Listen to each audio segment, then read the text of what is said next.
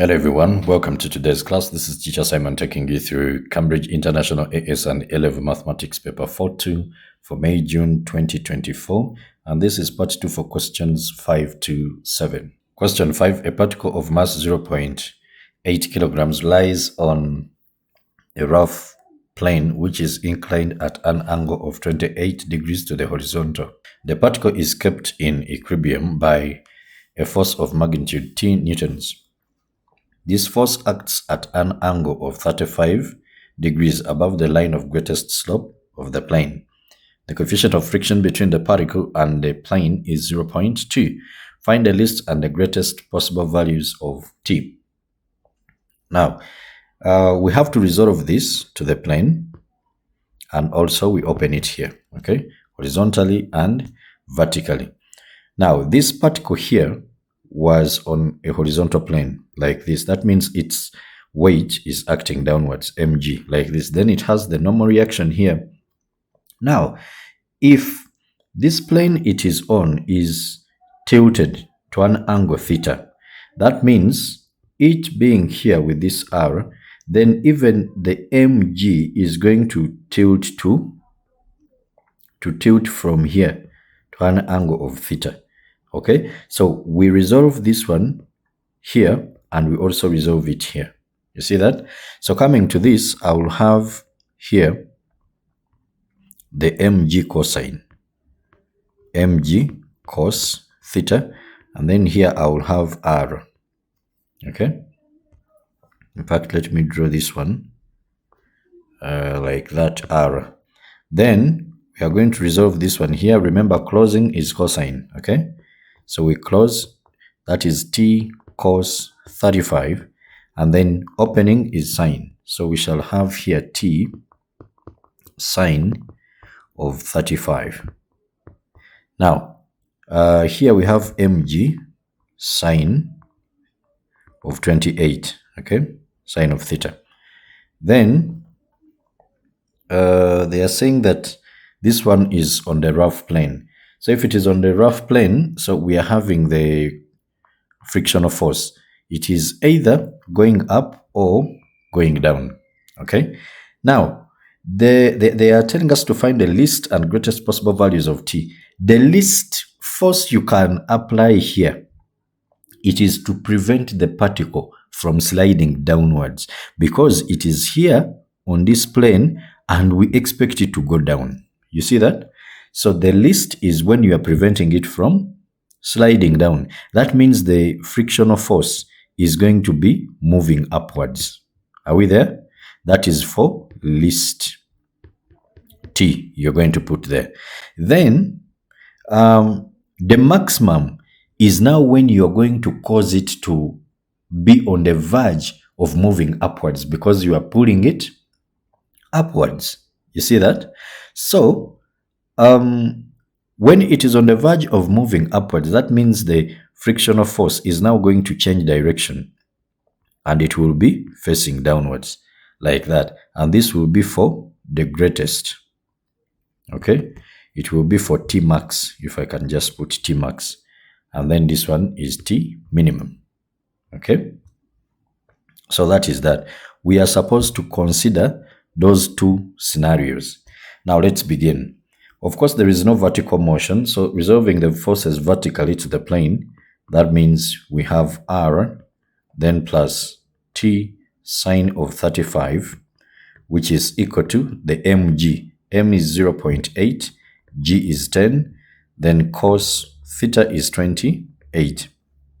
So if I take this one here, I will then have r, which is equal to 8 cos 28, then minus t sine of 35.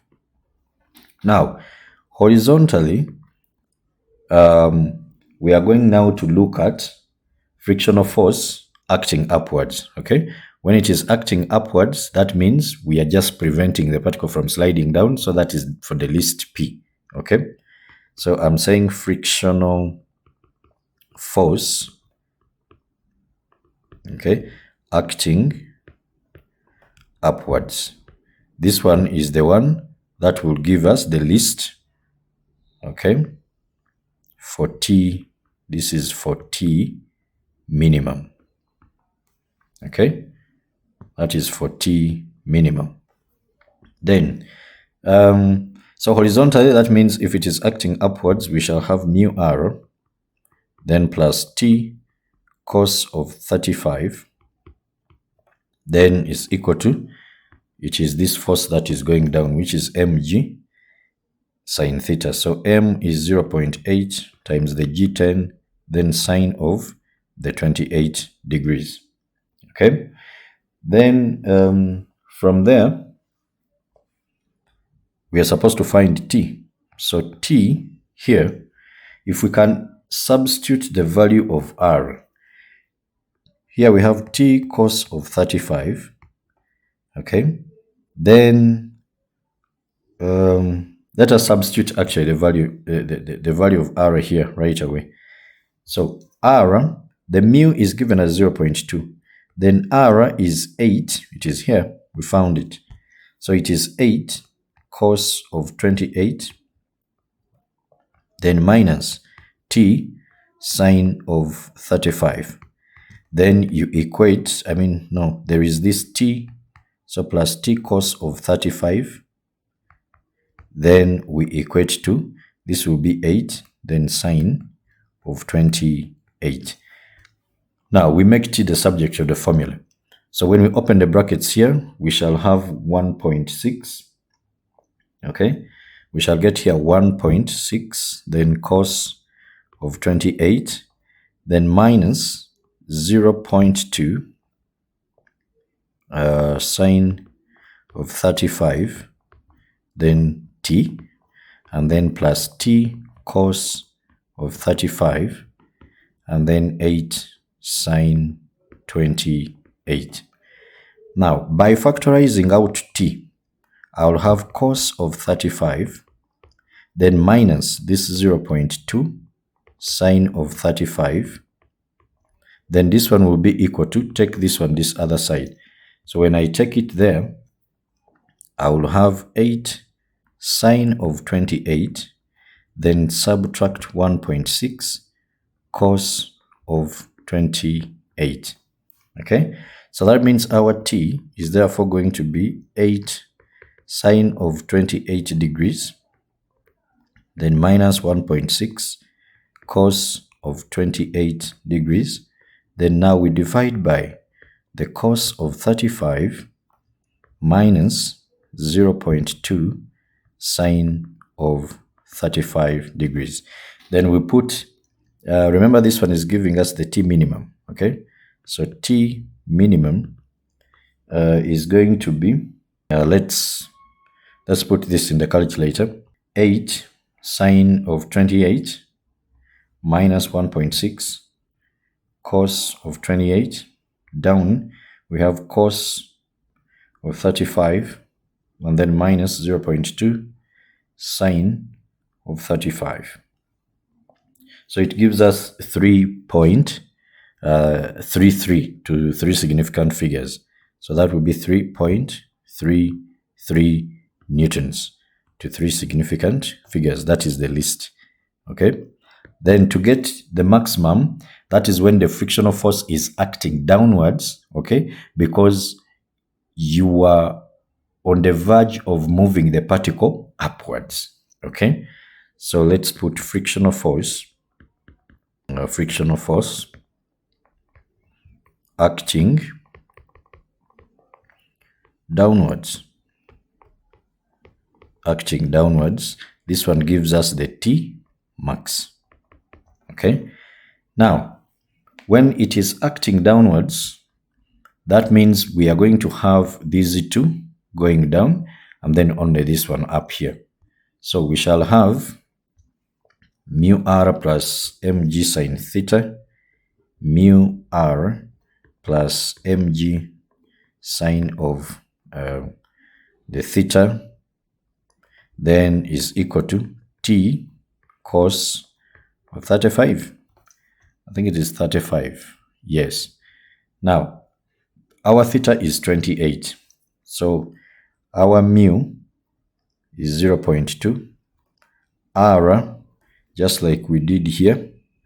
R is 8 cos 28, then minus t sine of 35, then plus the m is 8. Okay, we have 0.8 here times the 10, which will be 8, then sine of theta, that is 28, right? Sine of theta is 28. Then what else? Then this one is equal to t cos of 35. So you have to make t the subject of the formula. Here we shall get again 0.2 sine of 35 degrees. Then this times t, okay? Times t. And then we also have 1.6. I've written this one last, okay?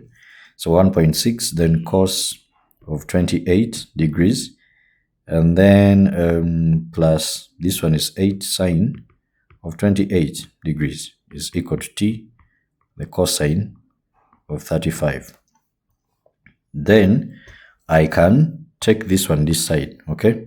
The terms that have gotten t, put them on one side. So we have 1.6 here, cos of 28, then plus 8 sine of 28, which is equal to, now I can factorize out the t, okay? Because I'm putting those terms on one side.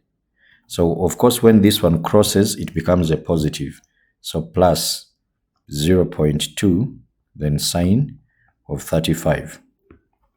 So that means our t is going to be 1.6 cos of 28, then plus 8 sine of 28, then divide by, okay, our cos of 35 added to 0.2 times the sine of 35. Then what is our t maximum? So t maximum is going to be, put everything in the calculator. Actually, we just come here and we change the signs, because you can see here there is a plus. So I just change here and I put a plus. Then I go down, I change this one, and I also put a plus. As simple as that. Then it gives us 5.53. 5.53 newtons to 3 significant figures. Okay, just like that. Question 6. 3 particles A, B, and C of masses 5 kilograms, 1 kilogram, and 2 kilograms respectively lie at rest in that order on a straight, smooth horizontal track X, Y, Z. Initially, A is at X, B is at Y, and C is at Z. We can even draw that. I can have my track here. Then I have this particle here, this one here, another one here. So this is at Z, point Y, and then point X. And here we have A, which is 5 kilograms. Then we have B, which is 1 kilogram. Then C, which is 2 kilograms. Okay. Then they are saying that particle A is projected towards particle B with a speed of 6 meters per second. So U of A projected this side 6 meters per second. And at the same time, and at the same instant, C is projected towards B with a speed of V.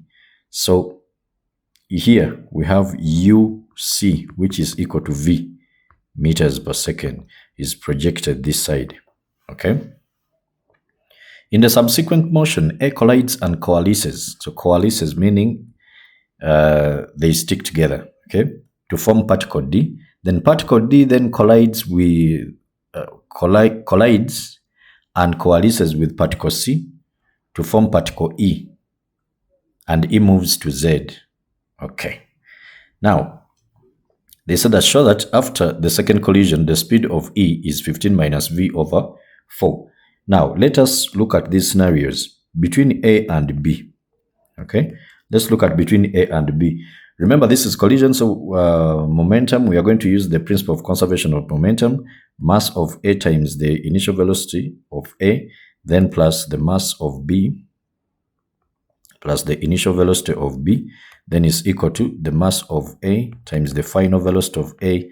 And then since these two coalesce, then we are going to put them all together. It becomes one particle, mass of B, and then we don't know the velocity they move with after collision. In fact, let me put VD, because now it becomes particle D.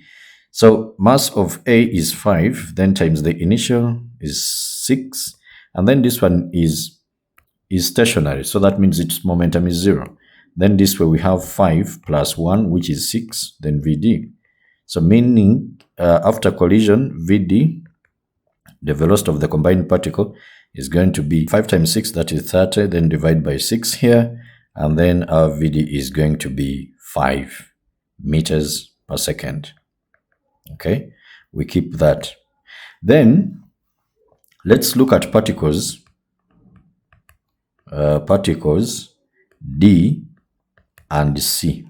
Okay, D is the AB, is the A and B, they coalesce. Remember, still we are using the principle of conservation of momentum, so we can have MD UD, then plus MC UC is going to be equal to, since they also coalesce, then we are going to have MD plus MC, and then V, then the final velocity of E. Now the combined particle here is E. The mass of D is this one here, 5 plus 1, which is 6. Okay. The initial velocity here, after them colliding, then now they are moving this way. So they move with this speed 5. Okay. So times here 5. Then the mass of C is 2. Okay, is 2 times the velocity. I'll put a negative because they are moving in opposite direction. Okay, this one is moving this way and this one is coming this way. So I'll do like that. I change this one, the sign. And then here, mass of D is 6, mass of E is 2. I mean, mass of particle C is 2, which is here. Then VE. So meaning here we shall have 30 minus 2V, which is equal to 8, okay, VE. So we can have now, first divide all through by 2. When you divide all through by 2, you will get 15 here, then minus V, and then here 4, velocity of E. So meaning our velocity of E is going to be equal to the 15 minus V out of 4 meters per second. So that is the velocity with which now all of these 3 particles will move with after collision. Part B, the total loss of kinetic energy of the system due to the 2 collisions is 63 joules. Use the result from A to show that V is equal to 3. Now, if there is loss in kinetic energy, that means the initial kinetic energy is bigger than the final. So total loss in kinetic energy then shall be equal to the total, okay, initial kinetic energy, then minus the total final kinetic energy. Now, total loss is 63. Now, at the start, they projected A and C towards B. So what is the kinetic energy of A? It's a half times its mass is 5, and the speed it was projected with is 6. Okay, so that is 6 squared. Then plus, this will be a half, then times. For C, it was projected with a speed of 2. Is it 2? No. The mass is 2, but then it was projected with a speed of V. Okay. Now, so the mass is 2, and then the speed is V. So since we are moving in opposite direction, so I can put that there as a minus V. Then now minus the final. We are looking at a half, and it is a coalesced particle. So we are going to have all the masses added together. The 6, we have the 5, the 1, and the 2, which gives us 8. So I'll put here 8. And then the velocity of that combined particle at the end, that combined particle E, it is 15 minus V out of 4, the one we have found here. Okay, and then we put squared. Now we can open this up. So this is 63, which is equal to this one here is 36 divided by 2, 18 times 5, that is 90. And then of course this one will be V squared because this one cancels. And then here we have a 4.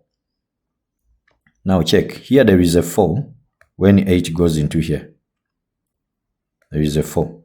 But again, there is 4 squared here. That means this one will reduce this. It is going to be minus, now 15 minus V squared out of 4. Simplified. Now, I'm going to multiply everywhere by 4. So when I multiply 63 by 4, we can get 252. And then here we get 360. Then here we shall get 4V squared. And then here we have the 15 minus V squared. So 252, which is equal to 360, then plus 4V squared. Now, open this one up. We shall get 225 if you square the 15. Then 2 times 15 times V, you get 30V. And then square the V, you have that. So when we open, we continue to solve. So 252 is equal to 360, then plus 4V squared minus 225, then plus 30 of V minus V squared. Now this is 3V. So I'll put everything on one side. So we shall have 3V, okay? 4V squared minus V squared, you get 3V squared. And then we shall have 360 minus 225. Then, of course, when 252 crosses, it will be a negative. So 252, that one will give us negative 117. So I'll write negative 117 after writing 30V, then negative 117, which is equal to 0. And I can divide all through by 3 to simplify this. This will be V squared here. Then, of course, this will be 10V. And then 117, if we divide by 3, what do we get? It gives us negative 39 here. So negative 39. Two numbers, when I multiply them, I get negative 39. But when I add them, I get 10. That has to be a 13 and a 3. But you can use your calculator. So since the product is a negative, that means one of them is a negative. And it has to be these 3, so that when you add them, you get the 10. So we shall have 3 here, and then V plus 13, then V minus 3, which is equal to 0. So when I equate these ones to 0, I'll get my V being equal to 3, which they told me to show. Okay, there's also here V is equal to what? Negative 13. But we are interested in V being equal to 3. Part C, it is given that the distance xy is equal to 36 meters and the distance yz is equal to 98 meters. Find the time between the two collisions. Now, since there is no resistance to motion and these ones are projected on a horizontal plane, the velocities are constant. So that means if the velocity is constant, acceleration is 0. So we don't use the V is equal to U plus AT, and then S is equal to UT plus a half AT squared.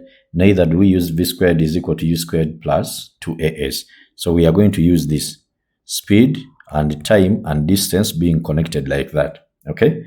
Now, XY, let's look at XY. Okay. When we look at XY, we are going to have the distance. Now, remember, in fact, let me draw something here. We have these particles of ours here. Let me draw something a little bit big. Then we have this, our particle A. This is our particle B. They have told us here that this is 36 what?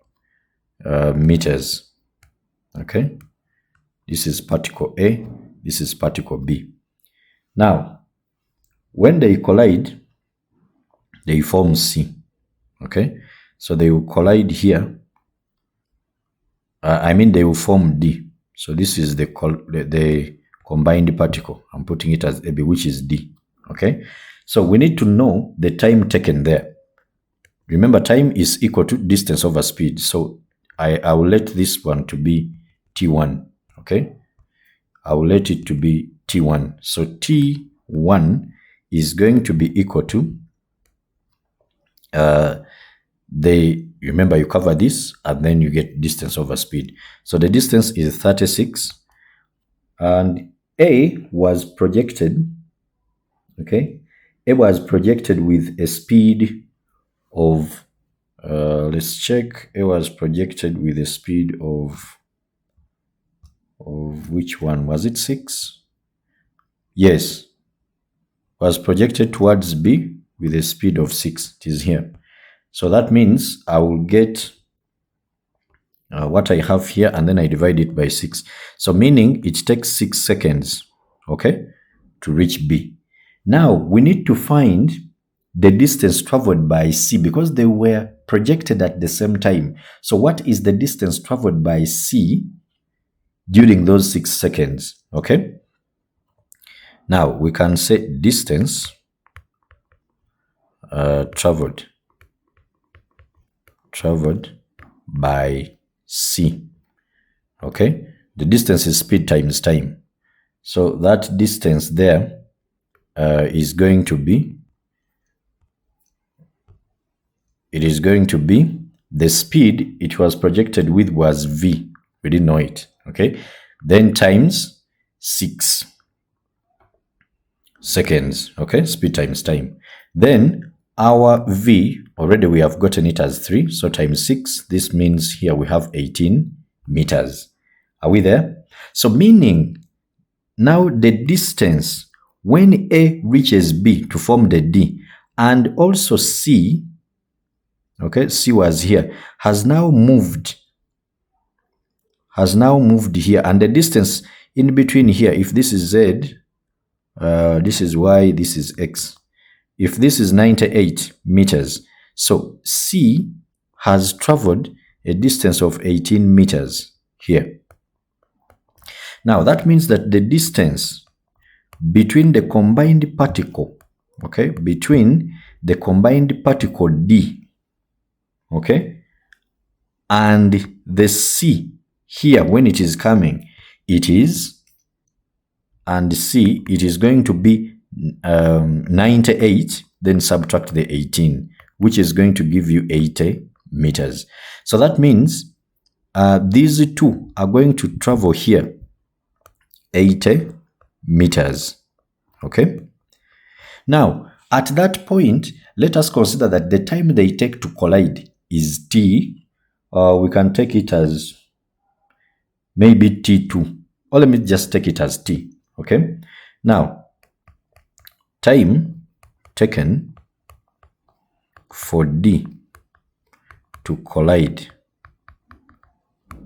with C, okay, let it be equal to T.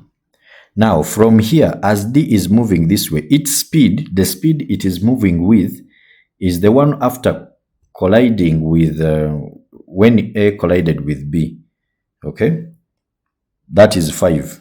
You see it here? The 5 that we got here. 5. Now, we are going to say, remember this is constant speed. So the time is going to be, the distance now, there is going to be the speed times the time.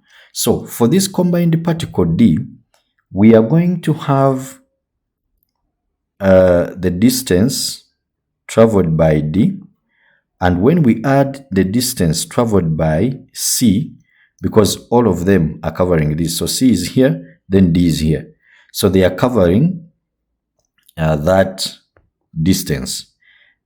Okay. Now, this one should give us the 80 meters. Speed, I mean, the distance is equal to speed times the time. So speed, we have seen it is 5 for D after A collided with B. Then times the time, which is T. In fact, I can just write 5T, then plus the displacement, okay, or the distance traveled by C. It is going to be, remember, C here is moving with a speed of 3. Let's go back and we check. They said that C was projected with a speed of V, which V we have found as 3. Okay, good. Now, we are going to multiply this with T, then is equal to 80. So meaning I can find our T here as 80, then divide by 8 here, because 5 plus 3 is 8. So T is therefore equal to 10 seconds. So they are going to take 10 seconds to collide. Okay? They're going to take 10 seconds to collide, and that is our answer. T is equal to 10 seconds.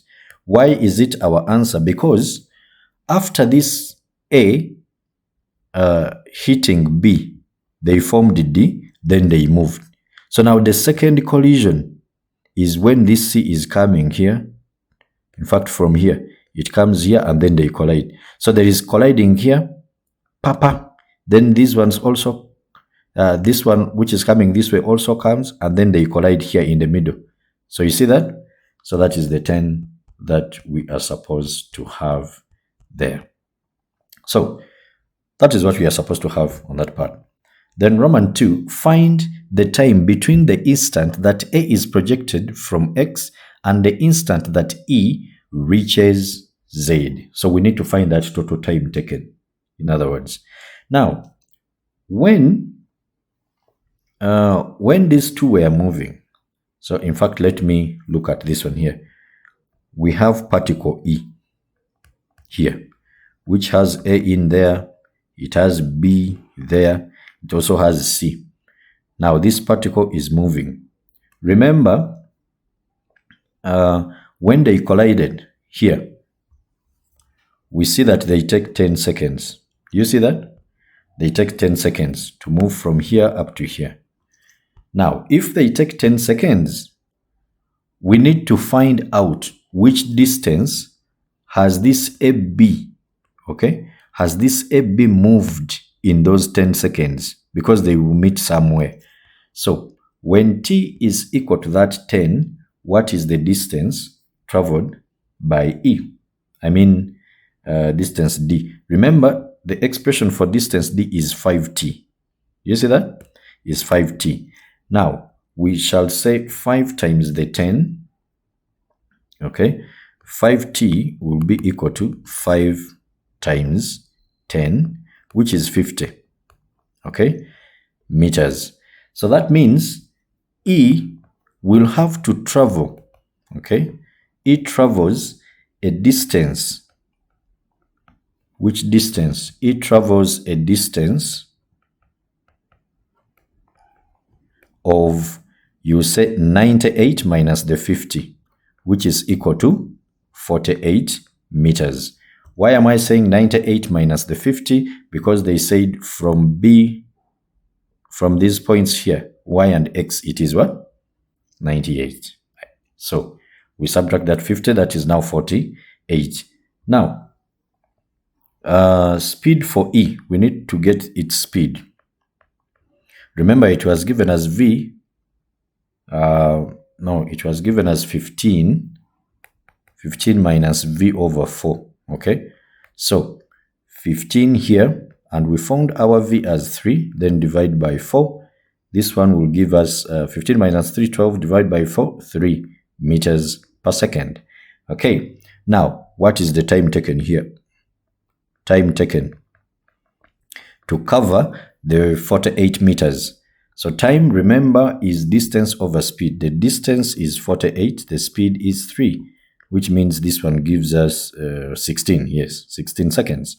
So total time here, from the projection of A, total time taken is going to be, at first here, we found 6 seconds for A to come and hit B, okay? Then after that, these two took 10 seconds, okay, to hit each other here. Now, after that, this one is moving this side and they are going to, they are taking 16 seconds. So we are going to put all of that together. So we have 6, then we have the 10, and we also have this 16 here. 16 plus 16, that is 32. So it is 32 seconds.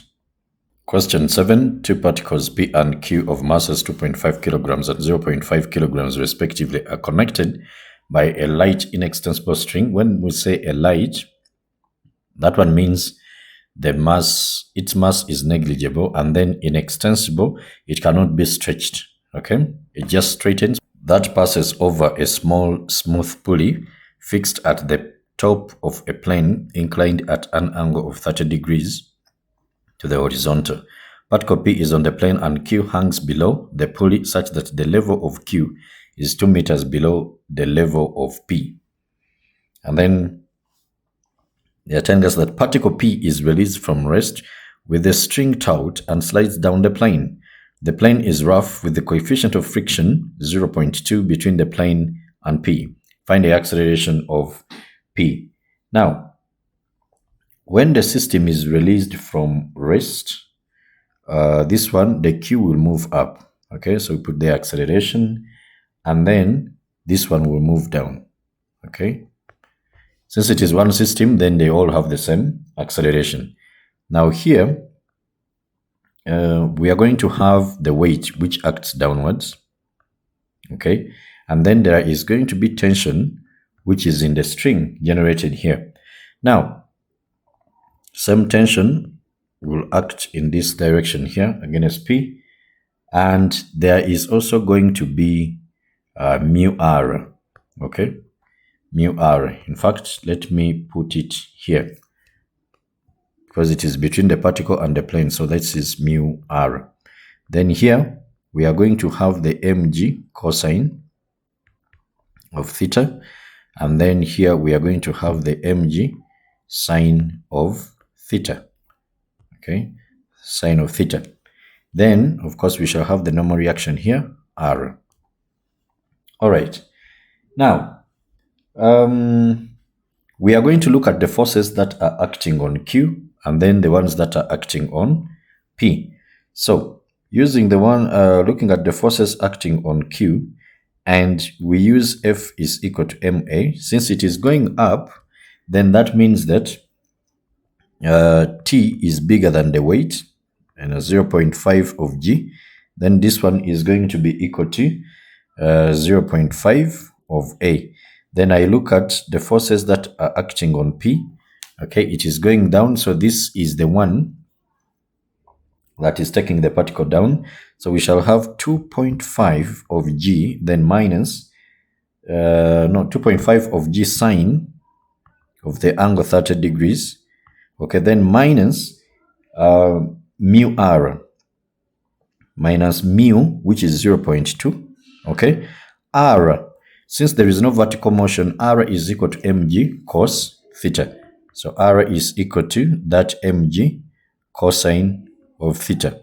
The m for P is 2.5, G is 10, and then the cosine of 30 degrees. Okay, then this one also minus the tension because there are two forces opposing. Then we equate to 2.5 of A. Now we solve these ones simultaneously. For me to eliminate tension, I will just add, because this one is positive, this one is negative.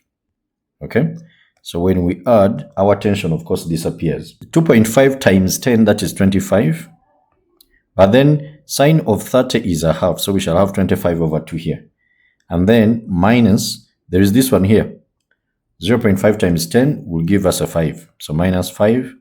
Then there is this other one here. Okay, this one is 25 times 0.2 Then also cos of 30, so putting everything here just at once, we can have 0.2 into 25, then cos of 30. So what does this one give us? 5 root 3 over 2. So I just put 5 root 3 over 2. Then 0.5 plus 2.5, you get 3 of A. So our acceleration, making it the subject of the formula, will be 25 over 2, that is 12.5.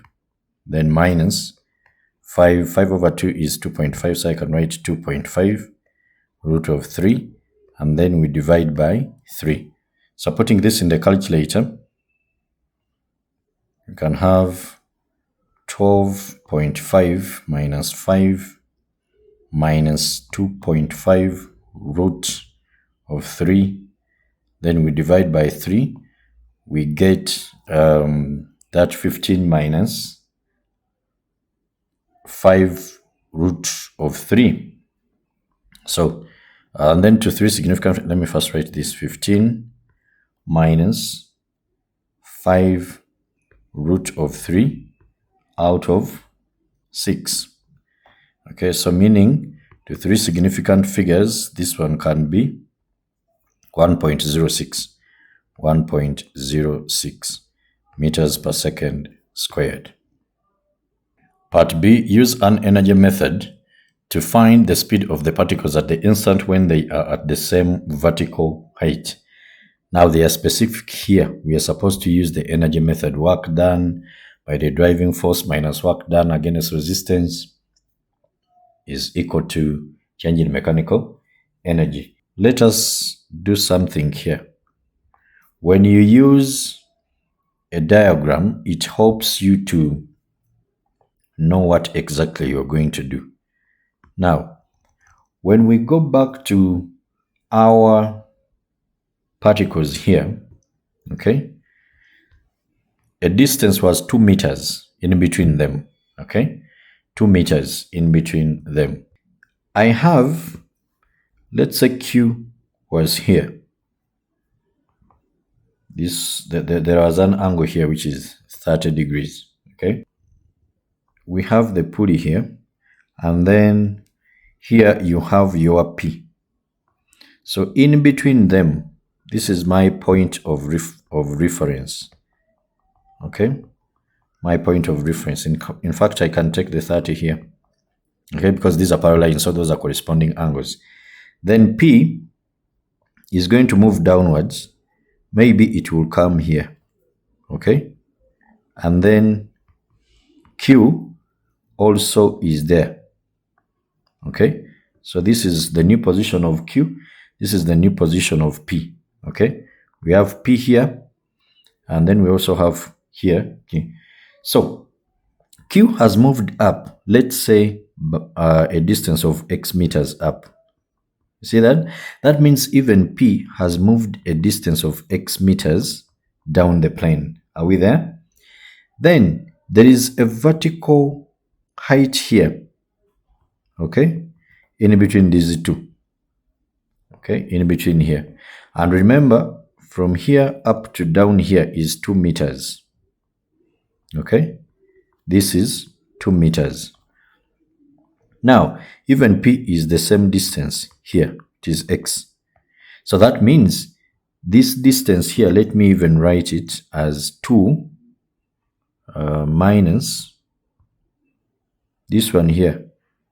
It is going to be 2 minus the X. This distance here, 2 minus X, okay. So using, of course, the principle of lines on parallel lines, I mean angles on parallel lines, still this one will be 30, you see. Now, when Q rises, here it will have kinetic energy because it is with a certain speed, and it will also have potential energy because there is vertical height generated here.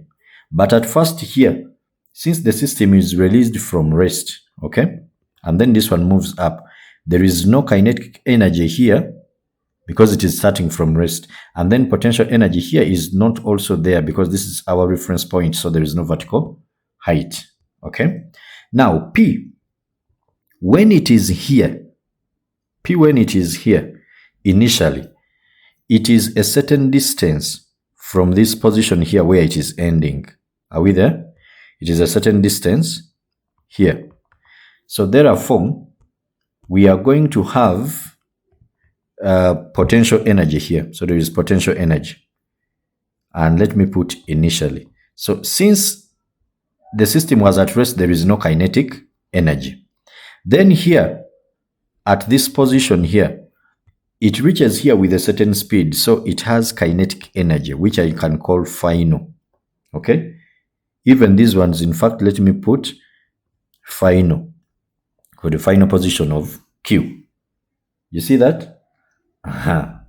Now, what do we need to have here? These are our scenarios. So this is our reference point for P, and this is the reference point. So here up to here for Q. Okay? Now, using the principle of conservation of momentum, but before I even come to that, I need to find the value of X. Okay? For potential energy, we shall need the vertical height. The vertical height for this one here. Okay? So suppose this one here is a right angle triangle. So we shall have sine of 30, which is equal to that opposite over hypotenuse, which is x. Okay, we are using here. But this, when you cross multiply, you will get your h, which is equal to x over 2, because sine of 30 is a half. Then after that, our h here is actually the 2 minus x. So if I put 2 minus x, and then this is x over 2, that means this 2 is equal to x, then plus x over 2. Then 2 times x, that is 2 plus 1, that will be 3x over 2, which is equal to 2. You cross multiply, and then you divide by 3, then x becomes 4 over 3. I keep that. Now, using the energy principle, work done by the driving force minus work done against resistance is always equal to the change in mechanical energy. Now, work done by the driving force, here we have 0. Why is it 0? Because the system is just falling on its own. You see that? Then, since this is a rough plane, the resistance force is mu r, which r here is equivalent to down here mg cos of theta. Okay, mg cos of theta. So minus, now mg, this resistance force is going to be mu r. So we shall have mu r, the frictional force is mu r. Then it is going to move a distance of x here when P is moving down, which is equal to change in kinetic energy. We shall look at the final, okay, final potential energy plus the final kinetic energy. These ones for Q, okay, Q is here.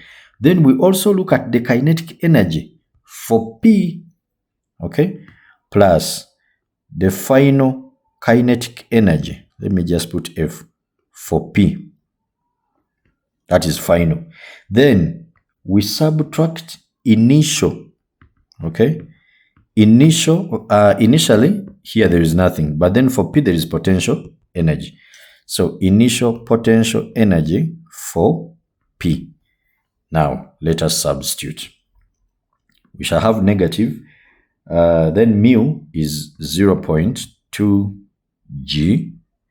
I mean, yes, 0.2. Then times r. Since there is no vertical motion here, perpendicular to the plane, r is equal to mg cosine of theta. Okay, so mg, and the m is 2.5 for B.